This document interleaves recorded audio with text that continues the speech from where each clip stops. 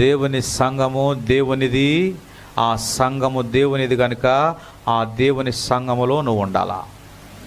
నీ కుటుంబం ఉండాలి, నీ పిల్లలు ఉండాలి, వారు దేవుని వాక్యం వినాలి, దేవుని మహిమపరచాలి, దేవుడు దీవిస్తాడు.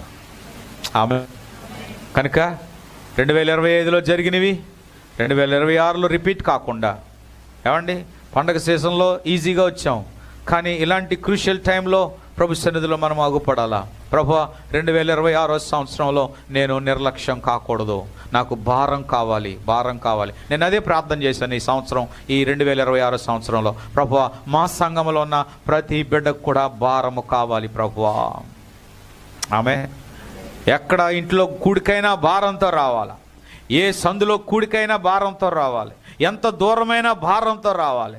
దేవుని సన్నిధిలో అది ఏ దినమైనా, వర్షమైనా, వాతావరణం వేడిగా ఉన్నా చల్లగా ఉన్నా భారంతో రావాలి ప్రభువా అని నేను ప్రార్థన చేశాను.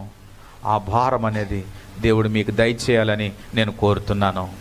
కనుక దేవుడు నీకేం చేశాడు అన్నది కాదు, కానీ నీవు దేవుని కొరకు ఏం చేయబోతున్నావు, ఏం చేయాలని ఆశపడుతున్నావు.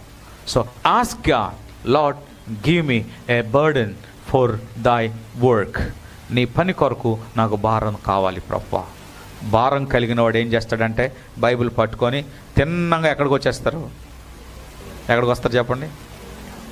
ఎంతమందికి నేను భారం కలిగి ఉండాలని ఎంతమంది అంటారు సార్? చెప్పండి, చేతులు ఎత్తండి.